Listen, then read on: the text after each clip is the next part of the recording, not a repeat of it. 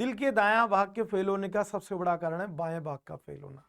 तो left ventricular failure is the most common cause of right sided heart failure.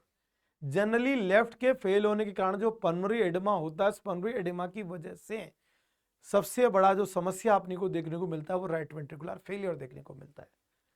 Where as pure right sided heart failure, केवल किसी में right sided heart failure है तो उसका कारण क्या है? Chronic severe pulmonary hypertension.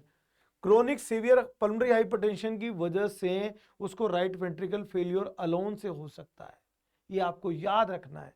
और अगर उसको लंग की डिजीज की वजह से अगर उसके दिल में दिक्कत आई है, कोर मतलब हार्ट, पल्मोनरी मतलब लंग डिजीज, और हार्ट में भी क्या? आरवीएफ। अगर राइट वेंट्रिकुलर फेलियर किसकी वजह से हुआ है? लंग डिजीज की वजह से हुआ है, तो this is called core pulmonale. ये एब्सोल्युटली इंडिकेट करता है कि जनाब के फेफड़ों में दिक्कत हुई और उन फेफड़ों की दिक्कत की वजह से जनाब का दिल का दायां वेंट्रिकल फेल हो गया है। अब कौन कौन से ऑर्गन हैं जो आरवीएफ में इन्वॉल्व हो सकते हैं? लीवर।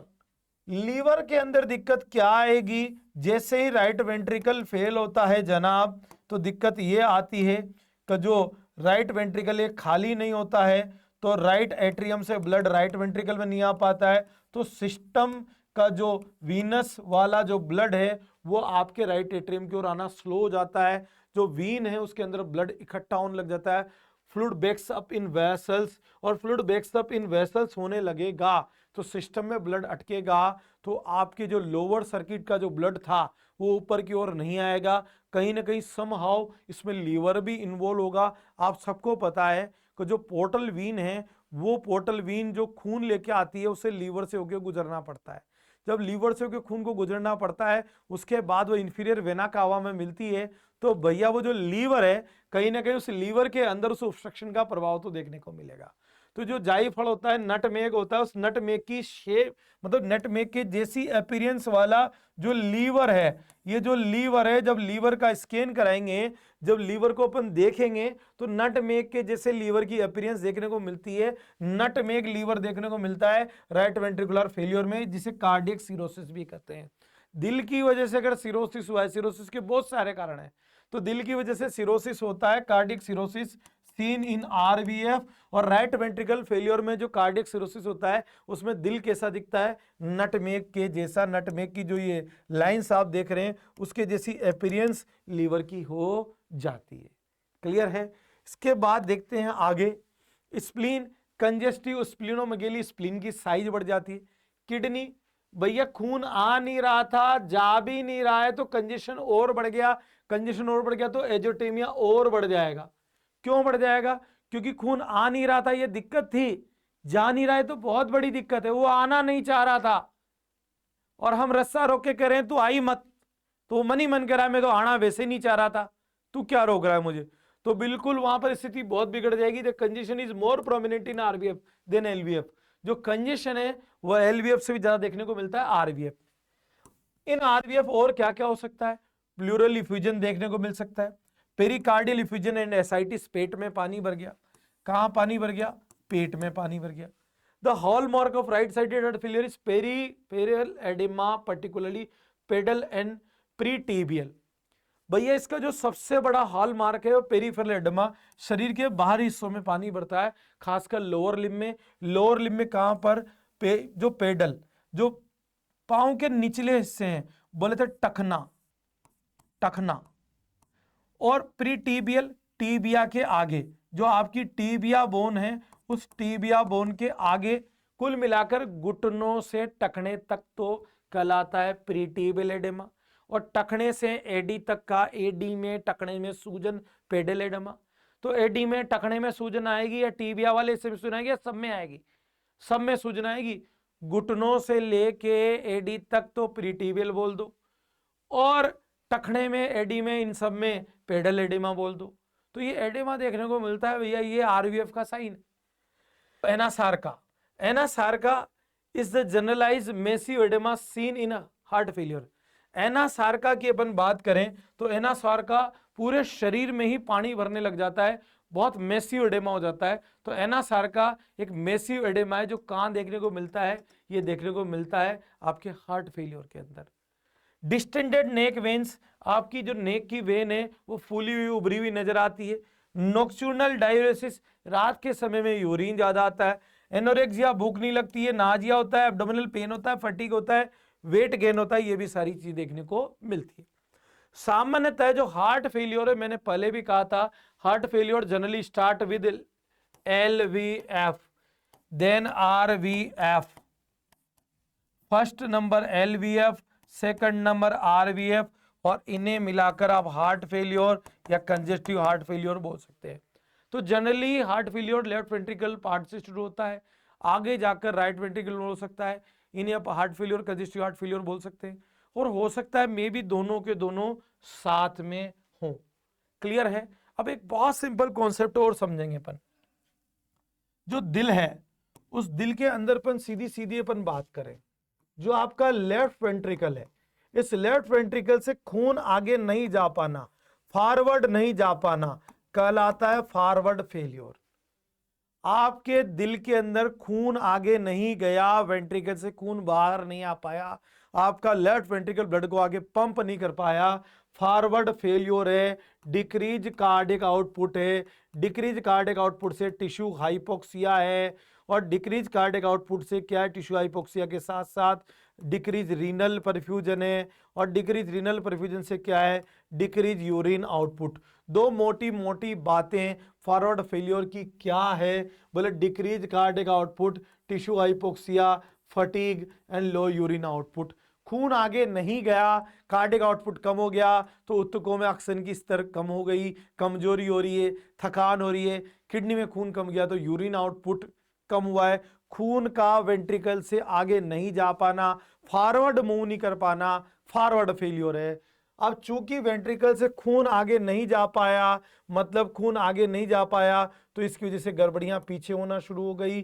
कब भैया, जो आपका लेफ्ट एट्रियम है वहां से खून लेफ्ट वेंट्रिकल में नहीं आ पाया, तो लेफ्ट एट्रियम में जाम लग गया।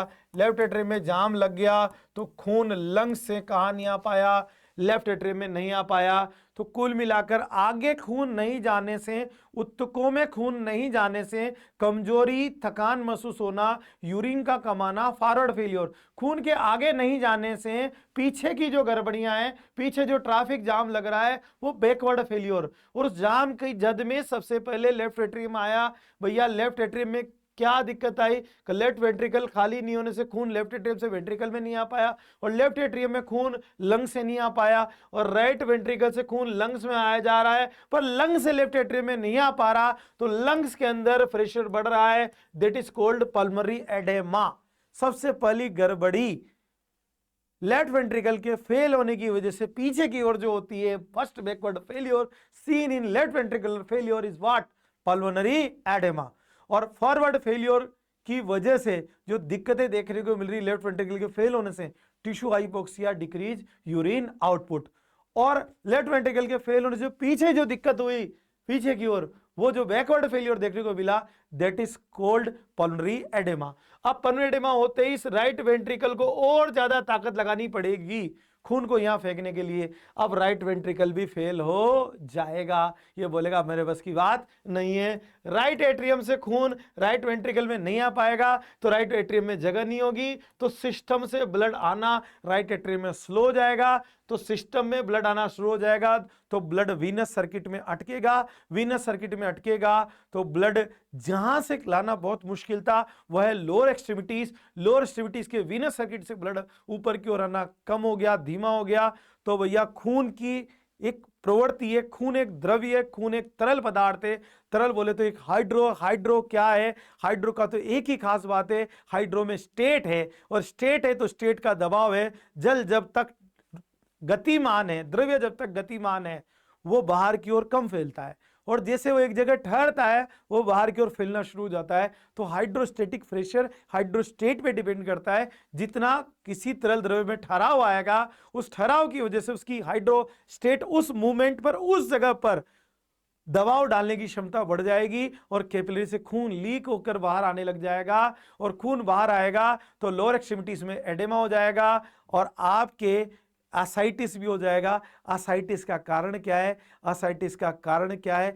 आपका जो लीवर है, उस लीवर में जो पोर्टल वीन खून लेके आ रही है, उस पोर्टल वीन से ही लीकेज शुरू हो गई है, पोर्टल हाइपरटेंशन हो गया है, और उससे आपको क्या हो रहा है? एसाइटिस हो रहा है। तो ये आपको पता होना चाहिए। बहुत ही इंपॉर्टेंट इंटरेस्टिंग बातें थी। तो backward failure, congestion of blood in ventricles, then atrium, then veins, pulmonary oedema and peripheral oedema.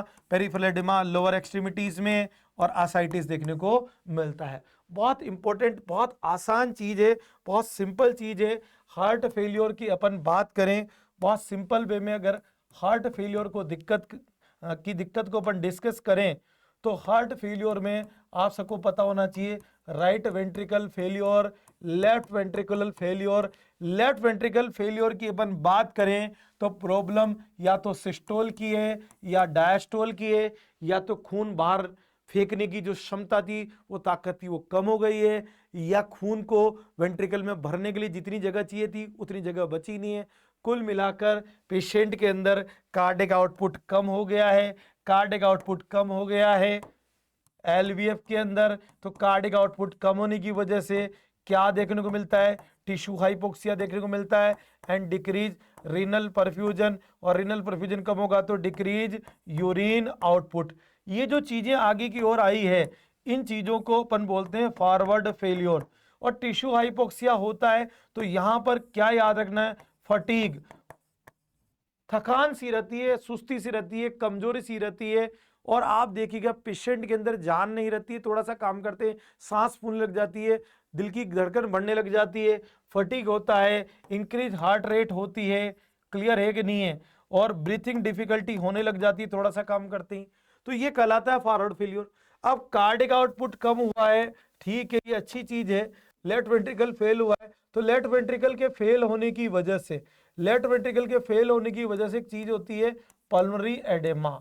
Left ventricle fail होते ही खून आपके लेफ्ट वेंट्रिकल से आगे नहीं जाने की, जैसे लेफ्ट वेंट्रिकल खाली नहीं हुआ तो लेफ्ट वेंट्रिकल जगह नहीं दे रहा ब्लड को लेफ्ट एट्रियम से आने के लिए, तो लेफ्ट एट्रियम भी खाली नहीं हो रहा, तो लेफ्ट एट्रियम जगह नहीं दे रहे लंग्स के ब्लड को लेफ्ट एट्रियम आने के लिए। तो कुल मिलाकर ब्लड कहां अटकना शुरू हो गया? पल्मोनरी एडेमा, मतलब लंग्स में अटकना शुरू हो गया। तो पहला लेफ्ट वेंट्रिकल का जो बैकवर्ड गड़बड़ है वह पल्मोनरी एडेमा, और पल्मोनरी एडेमा की वजह से दिक्कत हुई है राइट वेंट्रिकल फेलियर की। और राइट वेंट्रिकल फेल होते ही fluid backs up in vessels. Fluid कहां अटकने लग गया? वेसल्स में अटकने लग गया। फ्लूइड वेसल्स में अटकने लग गया तो क्या दिक्कत आएगी? पेरिफेरल एडेमा देखने को मिलेगा एंड एसाइटिस देखने को मिलेगा। पेरिफेरल एडेमा की अपन बात करें तो पेरिफेरल एडेमा बेसिकली ज्यादा कहां देखने को मिलेगा? बोला ये लोअर एक्सट्रीमिटीज में देखने को मिलेगा। तो ये पल्मोनरी एडेमा, ये एडेमा एडेमा एडेमा सारा एडेमा, ये एडेमा वाला जो पोर्शन है ये कहलाता है बैकवर्ड फेलियर। खून आगे नहीं गया, उस वजह से जो दिक्कत आई, क्या कम होने से? कार्डिक आउटपुट के कम होने से, टिश्यू हाइपोक्सिया हुआ, और आपका रीनल परफ्यूजन कम हुआ, यूरिन आउटपुट कम हुआ। तो ये कहलाता है आपका फॉरवर्ड फेलियर। फटीग होगी, यूरिन कम आएगा, हार्ट रेट बढ़ सकती है थोड़ा काम करते ही, ब्रीथिंग डिफिकल्टी होगी, ये कहलाता है खून के आगे नहीं जाने वाली दिक्कतें, फॉरवर्ड फेलियर।